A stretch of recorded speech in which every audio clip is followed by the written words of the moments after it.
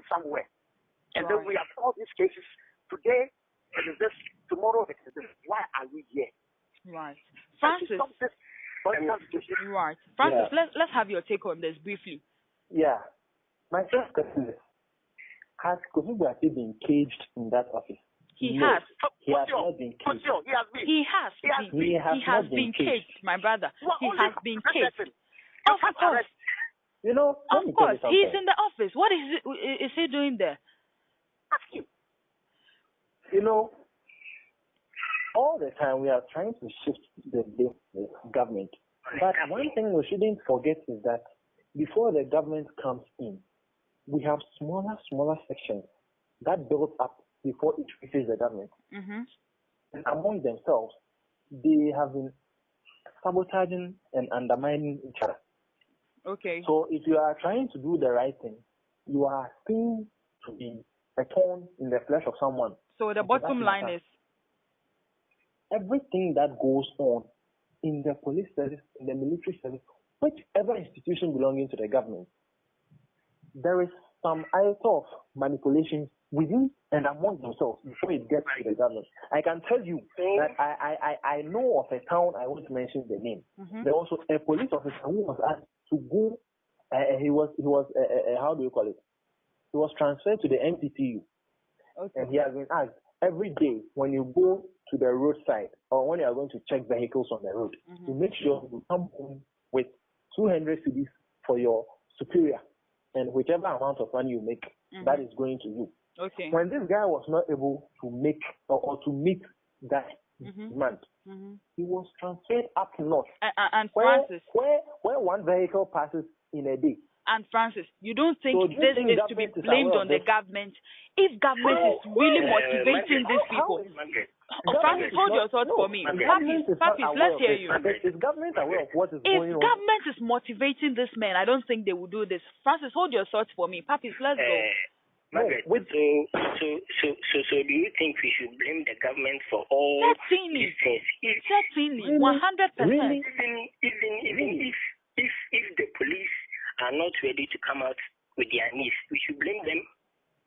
Certainly, that's what I'm saying. That if motivation, look, if motivation is coming from government. Oh, come on. What of the single sign and all those things? I don't know motivation enough. The single sign and all the other things. That is what I'm saying. So those. Everybody even funny enough. Instead of taking those who are merit for the job, they take unqualified people. Because of money. And that is, you are even coming, Papi, your point is even buttressing my point. Listen to me. And do you think is the government that's what I'm saying, that your point, whatever you just said now, has even come to support my point. It has come to support my point. Who appoints the people? Government gives them the nod to appoint the people. The government. Papi, what I'm saying is that whatever point you raised now has even come to buttress my point. How does it buttress your point? Look, if government doesn't give the people go ahead, that okay, look, we are looking at this degree holders, this so and so certificate holders for this particular job. If government doesn't give that go ahead, who is a policeman or who is a commander, who is an IGP to bring out those things?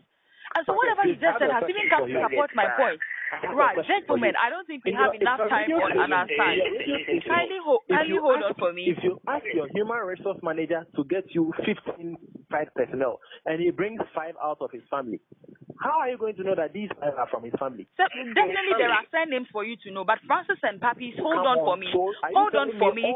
We don't have all day to discuss. Hold on for me. We don't have all day to discuss this topic, but I want us to look at the final dimension of this topic, which has to do with the fact that the deceased policeman, the man that was shot by these gunmen, the family members are demanding for a state burial for this policeman. What is your take on it, Francis? Thank you very much. Right. Personally, I don't think it is really necessary. Okay. It's not necessary because I understand now there is an insurance cover of, I think, about 50,000 for an officer when he or she loses the life. Right. And 25,000 cedis when he or she is injured in line of duty. And the insurance is working perfectly well? Yeah, I believe so. I'm not very sure, but I believe so. Right.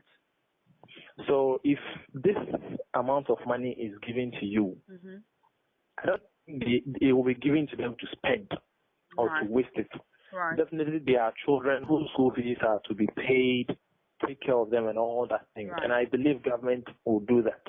So if you are demanding state burial and you feel that is what will satisfy you, then I think you should think again.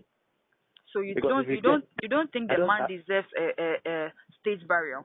I don't. The number of police officers we have in the country, if everyone is demanding state burial, I mean. So whatever the man has done, he has laid down his life for this country. He doesn't deserve a state burial. Thank you very much, Francis. Papis, let me come to you on this. Okay.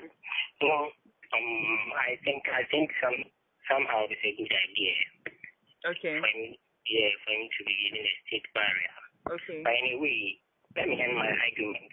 All right. I wish, the government will provide every station with CCTV to end such issues. Right. Nana, let me come to you briefly. Well, Mark, my condolences for the family. Right. And what I would say on this big issue is that we were all here in this country when a year ago, Captain Mahama, right, you saw the rest in peace, right, met his untimely death in line of duty. And then we gave the reason that because he died in line of duty, we are going to give him a state burial. Right. Now this police officer also died in line of duty. Exactly. Right. So for the family to ask for a state burial, they are right to ask for it. Right. Let's for me alone, their focus shouldn't be on the barrier. Let's think about the immediate family, the wife, the children, his parents are alive, they all going to live on what he earns. So beyond the state barrier, let's think of something comprehensive. Right. Right. Thank you very much. So, gentlemen, I'll have your final words on the topic, the Kwabena jailbreak and matters arising, and then we bring our discussion to an end. Let me start with you, Papis. Your final words. Hello. Francis, are you on? Yeah, I'm on. Right. Let me have your final words. Yeah.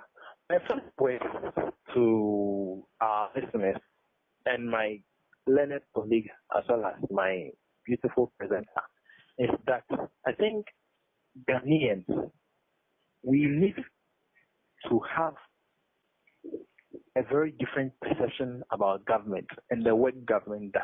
Okay. You can't put everything on government to do. Right. That is why the definition says each and every one of us are government.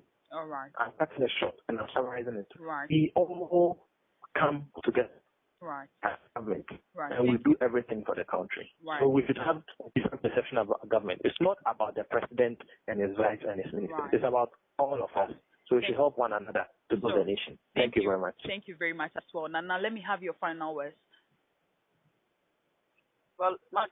Yes. 2 weeks ago, the president of the press at the White House. Yes. And then one of the pressmen asked him this question: that, Mr. President, are you ready to fight the menace of these vigilante groups and criminals with the passion with which you are fighting the Galamsey menace? And frankly speaking, that was the most disappointing answer I heard from the president that day. But the president was not bold enough to say that I am ready to form an crime group to fight these criminals like I'm doing for the Galamsey. So the commitment of the government in this is very low because the government is guilty itself. Right. Okay. So let's not take all this away. Let's pray that God protect this country, because where we are heading towards is very, very, very, very risky, and it's going to dampen investor confidence in this country. Right. Thank you very much. Right. Papis, are you on? Yeah, sure. Right. Your final words, please. Yeah. I think, we Ghanaians, we have to know the difference between the police and the government. Okay. But the president stands on its own, and the police also stands on its own.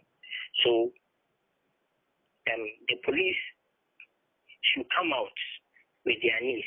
Okay. For the government to know what to do to help them.